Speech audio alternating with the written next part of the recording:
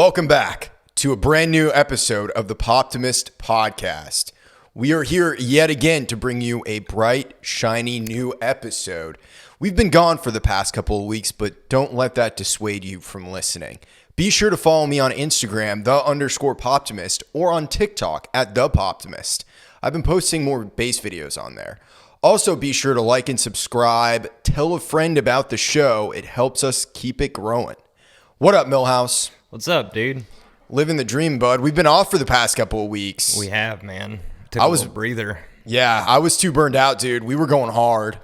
Dude, we were going hard, man. We've been going hard since the beginning of the year, just trying to get everything up and running smoothly. And I feel like now we're getting back in a stride. We are. I mean, you're going to be going out of town for the next couple of weeks, so we've had to kind of adjust the way we do things. We pre-recorded some episodes. We have an episode with Che Dorena, who's a very funny comedian. He's coming on.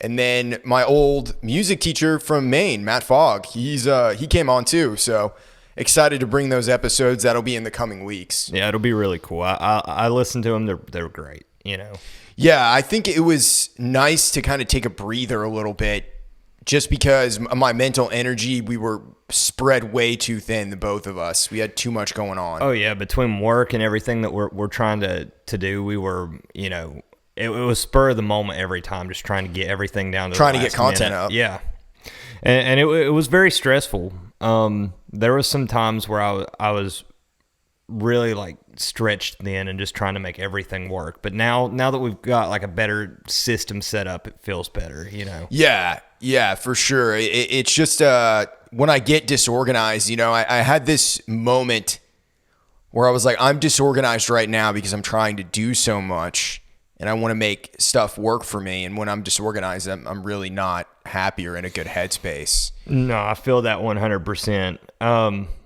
I feel like at the beginning of the year, I started off really strong with like being organized and stuff. And then like around like February, I like fell off a little bit. Well, it was strenuous because not only are we doing this, we're doing Man of Science, Man of Faith, as well as whatever music stuff we have in addition to everything we're already doing with the podcast. And the podcasts take a lot of effort and a lot of energy to put up and put out. And then just trying to do the normal music stuff, that's the easiest for it to fall by the wayside. At least it is for me. Yeah, for me too, especially like when it comes to like just practicing or something. Like if I have, like I worked 7:30 to 5 today, and then I have to like try to find time for all these different things to go into my daily life. So I've started like here recently, except for today because I overslept. I've been practicing right before I go to work. Have you? Yeah, just for like 5 minutes. But that's smart. But I'll just run through my scales real quick before I go to work and then leave. Good. But it's really helped. I've done it 3 days straight. Well, outside of today, I overslept. But before then, I'd done it for 3 days straight, and I've already seen like some improvement. What scales are you doing? Are you just doing like the major and minor scales? Just the major and minor scales, just running up and down them, up and down them, up and down them. Have you been doing any of the diatonic modes or anything like that yet? Not yet. But like I want to get it like, I don't know. I want to get it flawless before, like, because as of right now, I can play them well, but I want to be able to just like be quick with it. Yeah. Be very fast with it. And I'm not at that point yet. And I feel like once I'm like really, really, really fast at it and I don't even have to think about it, then I'll like start learning new things. It takes effort. And I never feel personally like it's always 100% there. Mm-hmm. You know what I'm saying? Yeah. I wish that I had an hour every day that I could just sink into it. You have to make that hour. You do. You have to make it. And there's some days where I'll get an hour and I'll feel really good about it. And then there's other days where I won't get it at all. You know what I'm saying? Oh, yeah. Like this month especially is going to be a little bit difficult for me to practice, which sucks. But I'm still going to make time for it. Yeah. Wherever I go. But yeah, like practicing and stuff like that is something I'm really looking to like improve, because I feel like I'm at that spot where I can play well, but like I could be so much better if I just sink a lot of time into practicing, really, really get my chops up. I remember at the beginning, I don't know if it was last year of 2019. All the years just blur together. But there was the first 3 months of the year I was practicing constantly. Do you remember when I was in that big like practice phase and I was journaling every fucking day? I think that might have been the beginning of 2019. I don't think so. It was at the beginning of 2020? Yeah, I think it was the beginning of 2020. It's hard to even look at the time because it's just weird because of COVID. But I put so much time and effort into just practicing shit. Working out of notebook, like my notebook. Yeah. One thing I like to do when I practice is take like a book and just try and sight read the rhythms, because my biggest weakness is sight reading rhythms, and I'll take drumsticks and a pad and hash out the rhythms with a metronome, just trying to get better, because I feel like I don't have trouble with the pitches. I have trouble with note value. That'll be always be the thing that fucks me, and it was intimidating to me for a long time. I haven't done it in a minute, but I can at least sight read legibly now. If someone like gave me a piece of music, I probably couldn't perform it in a band for the first time. But if they gave it to me the night before, I could learn that. Yeah. So I'm probably at like a 5th grade sight reading level. Yeah. Like, I don't know. I really fell off of sheet music hard because when I first started playing piano, I started with sheet music. And I was in kindergarten, and my teacher just beat it into me so hard that I just gave up with sheet music and just learned the number system. It's the unsexiest thing about music. Oh yeah, for sure. But like, I really wish that I'd kind of kept with it, you know, throughout the years, but I never did. Cause like once I learned that I can learn by ear, I can read charts, you know, with like 1-4-5 and shit like that. Then I just went to that and just started like learning riffs and stuff and learning how to play like that and playing with other musicians. But like, I wish I'd kept up with sheet music and gotten into jazz and stuff like that. Well, it depends on really what you want to do as well. You know, like sight reading is more of the cerebral aspect of music.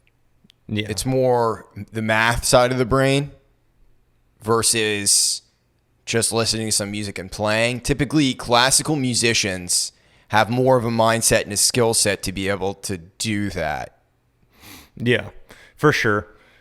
And I wanted to like stick with it and get better at it, but I think I quit playing sheet music when I was in 9th grade, just going into high school, and then I figured out I liked playing like in country bands and stuff like that. Mm-hmm. And then completely went away from sheet music because I'd only played classical up until that point. A sheet music is something that's useful. It's not the only reason I started learning how to do it. I've never had anybody hand me like a piece of sheet music in Nashville. Yeah. Or even a fucking number chart. They just tell you what the song is and you have to learn it. Yeah. Basically. That's it. That's what it's been for me so far. You're just expected to be able to know, which I think is exciting to a certain degree, but it's like lifting at the gym or some shit. You know what I mean? You have to work it out. It's unpleasant. That's why I only try and do it for 10 minutes at the beginning, like just focus 10 minutes on sight reading. Yeah. And then I'll actually try and like fuck around and use shit and everything like that. But it's a discipline. Yeah. And a lot of times when you're going through like these like learning phases where you're learning new shit, it's really uncomfortable. At least it is for me. Like when I'm trying to learn something new, completely new, like when it comes to like sheet music especially, it's super uncomfortable. You're just eating shit. I just feel like I'm out of my element.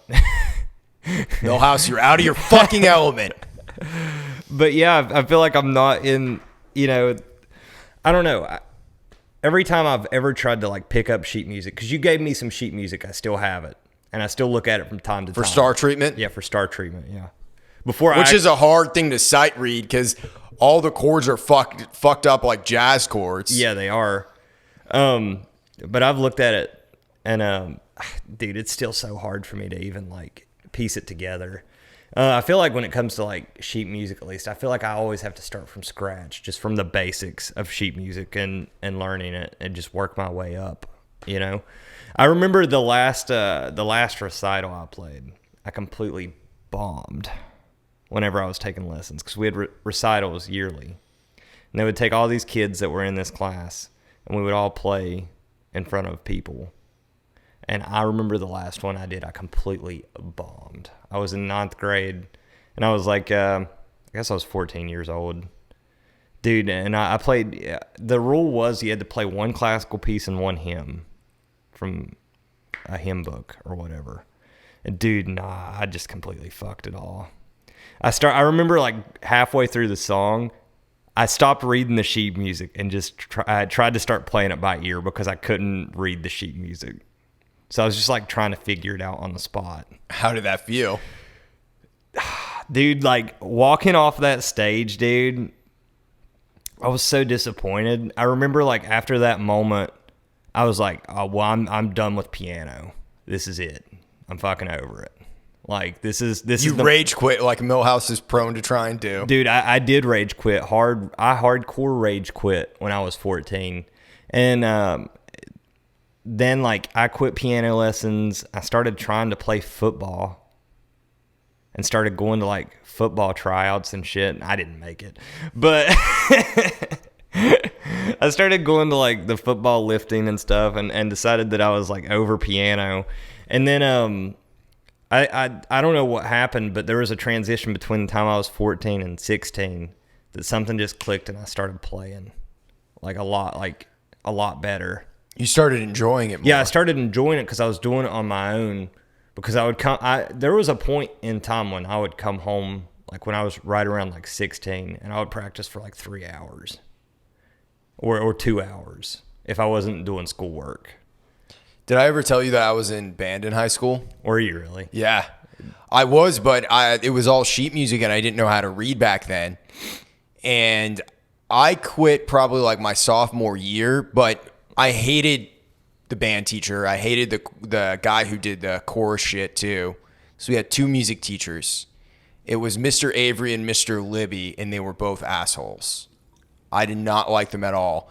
And they didn't really like me either. They just saw me as like a punk kid, you know what I mean? And I was to a certain extent. I was into just like rock and roll and shit like that. I didn't want to fuck around. I wanted to do music stuff, but they never really instilled that love of music in me, and they never really encouraged me, you know what I mean? Like a good teacher should. Yeah. They were doing it to other kids, but some of those kids, they didn't have any musical ability at all. They were able to read.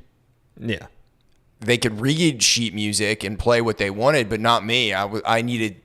Yeah. I just needed someone to tell me what my strengths and weaknesses are, because as a young musician, I didn't know. I was unaware of what they were.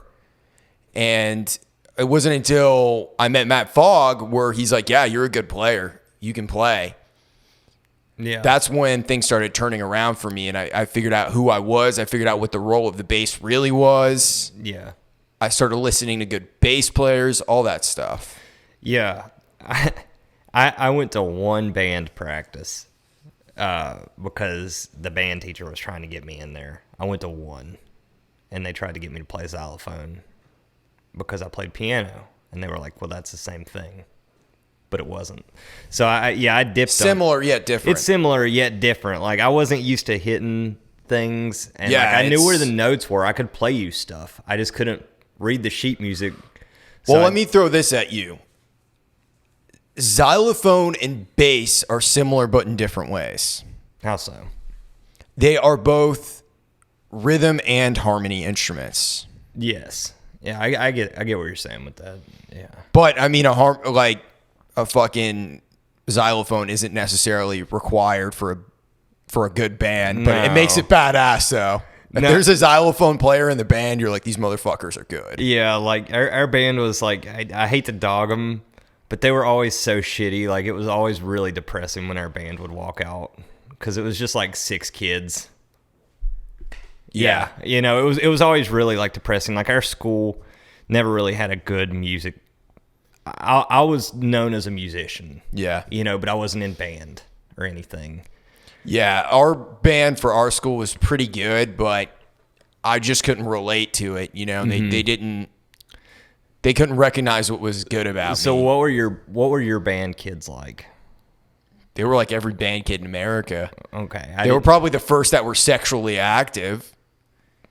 They were weird as fuck. I mean, is that what you're asking? Yeah, is that what you're inferring? I didn't know if it was any different in Maine. That's all. That's all. There was this one kid we went to high school with. I'll leave out his name, but the joke was that he only fucked girls that looked like his sister. And they were always like banned in ugly chorus chicks, you know what I mean? Yeah. Everybody said it was his sister wives. Oh, no. This motherfucker got laid though, dude. He cleaned up with ugly chicks. Dude. And he would say weird shit. He had his own website and he had like this forum and we used to go on it and it said on there, keep all opinions to yourself, i.e. Hitler was evil. We were like, fuck, he's a fucking Third Reich white supremacist. That's actual white supremacy, you know what I mean? Dude, that's crazy.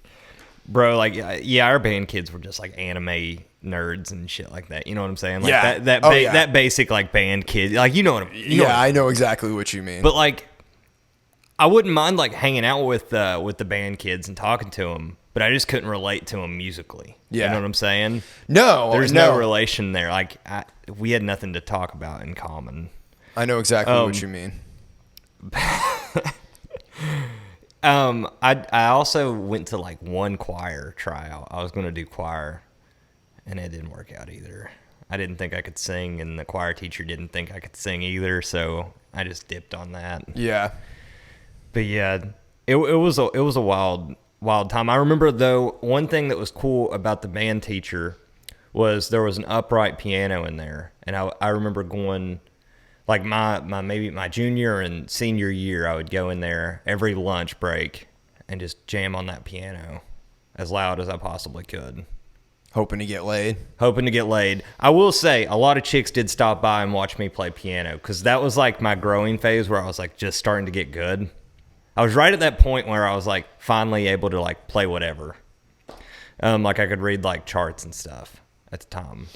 Did you hear that they are moving the All-Star game away from Atlanta? It was supposed to be in Atlanta this year. Really? Yeah, so the MLB All-Star game was supposed to be in Atlanta this year, but they had some change to their voter laws. So one of the things was any political parties can't go there, pass out food and water to anyone because it might influence the way that they vote, shit like that. And I think also for the absentee ballots, you have to be able to go somewhere and show your ID first. Show them like your driver's license or state ID to prove you are who you are. So Joe Biden said that the MLB shouldn't hold the All-Star game in Atlanta, and the MLB backed out, which I think is just fucking stupid because now they're trying to push these vaccine passports. This is not even a fucking conspiracy theory. Showing that if you wherever you go, you can show that you were vaccinated, which is here nor there. Like if you want to get vaccinated, get vaccinated. If you don't want to get vaccinated, don't get vaccinated. But all of a sudden, that is not on the same par. You know what I mean? Yeah. It's fucking stupid. Yeah. I feel like it should be everyone's choice. You know what I'm saying? Yeah. Of whether or not, I don't feel like we should be forced to take something. You know what I'm saying? Yeah, I feel because there's always going to be people that are, anti-whatever, against whatever, whether it's good or bad.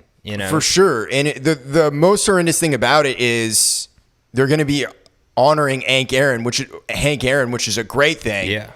But they're moving it away from where the town that he broke the home run record in, and the Braves were the team that he was on for like 20 fucking years. Yeah. He played for one other team, the Brewers.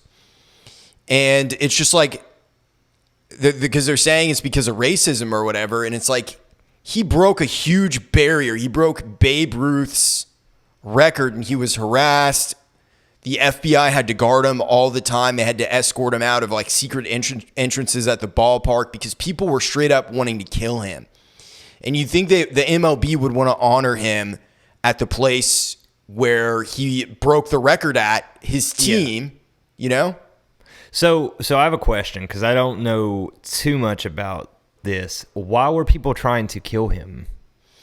they were mad because he was black and he was going to be breaking Oh, a white man's record. really? Yeah, this was in 1974. Okay. I didn't know it was that long. Yeah, it was definitely race motivated. Oh, wow. Yeah, so he broke the record and it was a huge fucking deal. Yeah. And people were going after him, threatening him, his family, writing death threats, all this shit. And I think it would be powerful to honor him in that town. Yeah, definitely it would be. It's amazing that they won't just let it happen. You know what I'm saying? Like, I don't know. I don't even have words for like why they won't. I don't understand it. I don't know where they're going to hold it at now. I'm guessing probably California. Yeah. Which also, did you hear about the Gavin Newsom thing, how they're trying to recall him? No. So they're trying to recall him and they need X number of signatures. And they're calling for a fucking signature verification. It's like, you motherfuckers are hypocrites. Yeah. I don't even give a fuck about the actual like politics of this situation. I just don't care. Yeah. You know what I mean? No, I 100% get that. Dude, that's dumb. I don't think most people do care. Yeah. Maybe that's the problem. Well, I think people just want to live their lives and just continue on with whatever they're doing. They don't. Yeah. Everything else is just kind of background noise. Yeah. We're so used to people being called names, being called racist, and it's both sides. You know what I mean? Like one side is more egregious than the other, but now the conservatives are trying to take over and have things like Donald Trump never happen. They're like, yeah, we're the party of fucking what's his fuck? Who is George Bush's VP? Dick Cheney. Dick Cheney, yeah. They're trying to go back to that old school conservative shit, and it's like, the world's changed, bro. Yeah. It ain't going back. People like weed now. Yeah, people like weed now. People bro. like guns. Yeah. They like all of the above. Yeah. They want to get gay married. It doesn't matter. Fuck off. That's basically the Libertarian Party, you know. Like there's a difference. There's like old school conservative people that are like that I don't like. Yeah. And then there's like, you know, there's a middle ground, I feel. And there's sometimes there's a lot of people that don't see that there is a middle ground. They think you're either one side or the other. I don't think the average person is that way, though. No. I don't think so either. I feel like if you talk to anybody out on the street, they're going to have an open mind for the most part.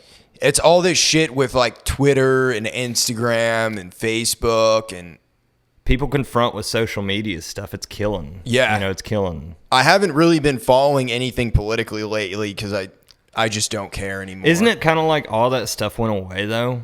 Yeah, in it a is. sense? Like I don't see anybody tweeting about politics nowadays really. No. Like what is there to talk about? Now that Trump is gone. What is there to talk about? What are you going to tell me? Yeah. You know?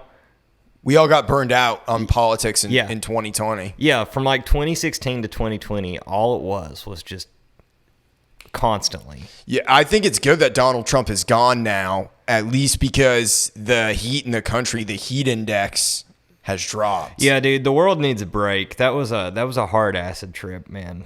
Like honestly, like it was rough to watch all the way up until the end. Yeah. I mean, like cuz me and you kind of watched at least the worst of it together. Mm-hmm. And it was intense there for a while. I feel like I don't know. But I'm glad that that's over at least. I'm glad that it can at least settle down now a little bit, no matter what's happening. Mm-hmm.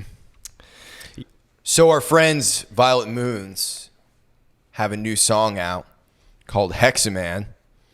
We saw them a couple weeks ago at Kimbrough's in Franklin. It was a great show. Their first full band show. Yeah. And they'd kind of been working on this single, showing it to me here and there, and every now and then I talk to them about it. I think this is a great fucking song. Dude, it is, man. I sent it to my mom. She loves it.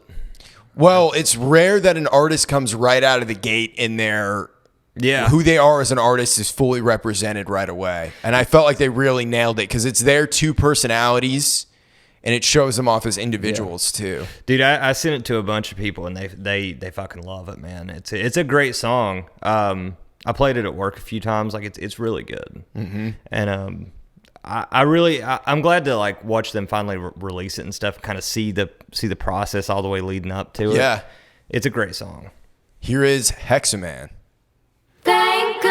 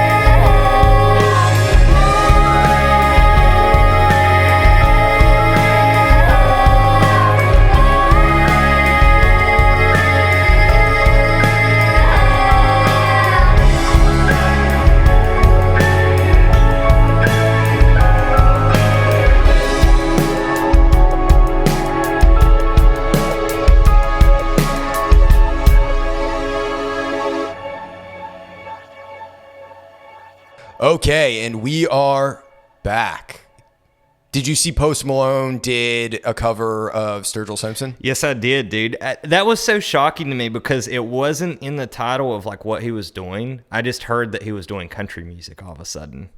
And then I seen he did 2 covers. He did a Sturgill Simpson cover and he did something else. That one by Hootie and the Blowfish. I Want to Hold Your Hand? I think so. I think that's what it was.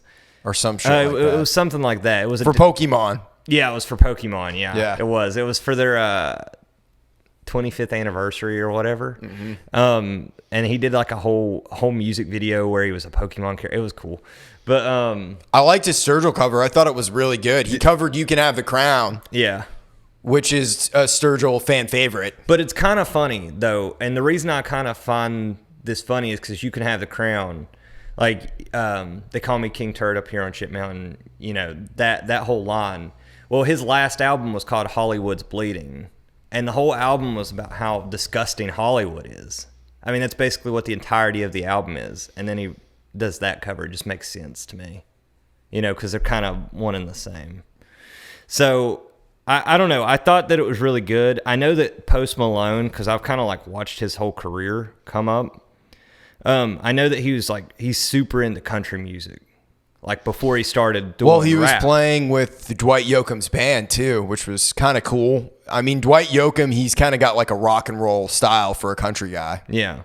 But yeah, like you can watch old videos of him like playing Bob Dylan and stuff like that. Post Malone? Yeah, before he was Post Malone, pre-Malone, if you will. Yeah. That was actually kind of witty, Millhouse. I'm impressed.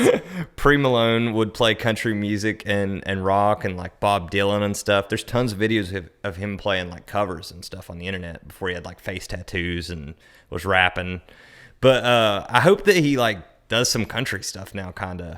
I'm kind of interested. I could see him having a career that just goes to many different places because he is a talented guy. Yeah.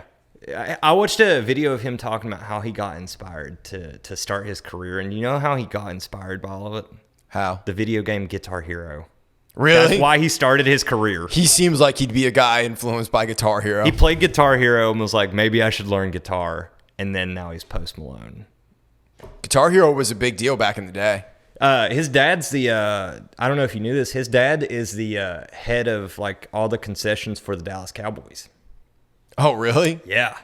Dude, he's a big time. He grew up in Texas then. Yeah. Oh, yeah. He's from. That's why he was doing that Texas benefit. It was a Texas benefit for the snow, I think. When he released Beer Bongs and Bentleys, he did a show at Exit In and released his album there.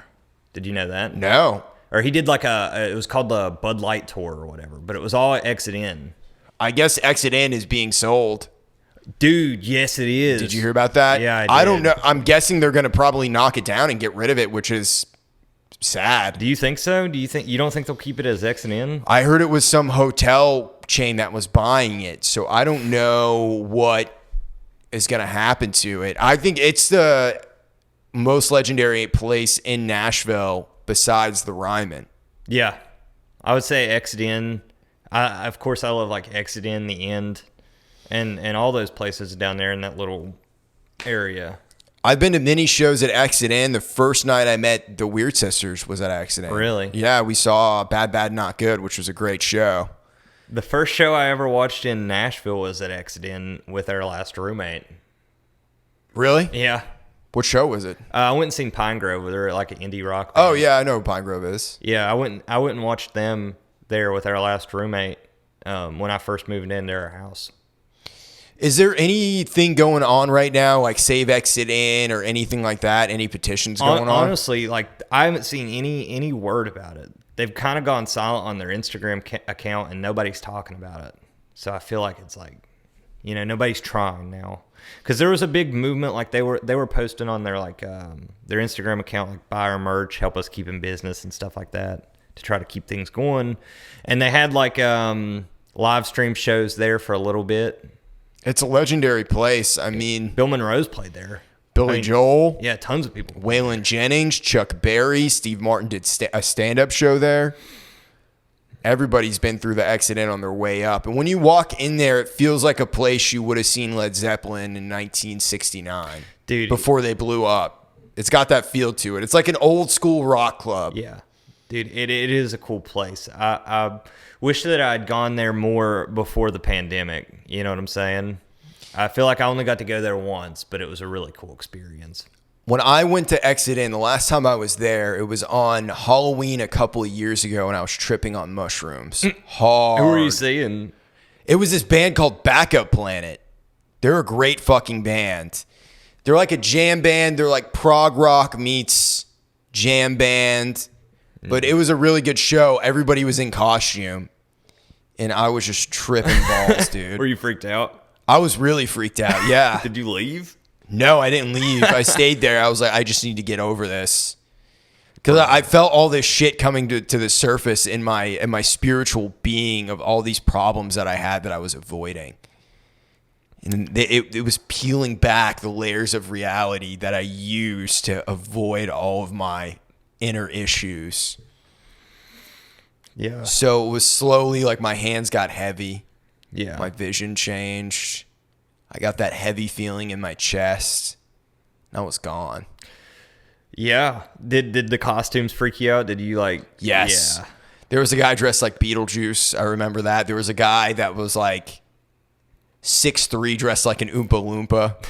Were you in a costume that night? Yeah, I was. I was dressed like Ace Ventura, so it was just my normal clothes. Nice.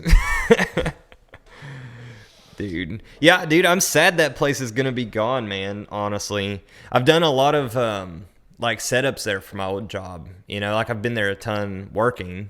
I didn't get to see shows, but like that was like a big place for me. So, I mean, it kind of sucks that it's going to be gone. It's an important landmark in Nashville. Basement East is back.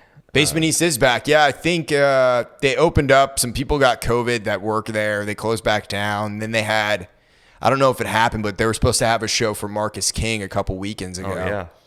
Nice.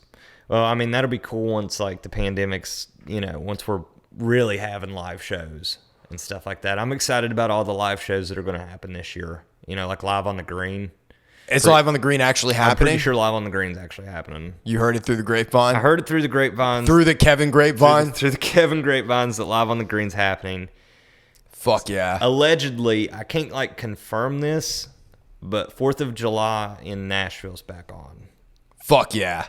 Also, New Year's is 100% back on. Like, no limits, no nothing. Nashville is pretty much open now. Like, it's back to the way it was. New Year's is definitely 100% happening. Like, 4th of July is, like, still, like, kind of tit for tat, like, how much will be able to happen for 4th of July. But New Year's is, like, they're, like, balls to the walls. Like, they're going all the way with it. So it'll be cool. It'll be a big New Year's for Nashville, at least. Thank you, everybody, for listening. Be sure to tell a friend, like, and subscribe to the show. Feel free to email me at thepoptimistpodcast@gmail.com. We will be back next week.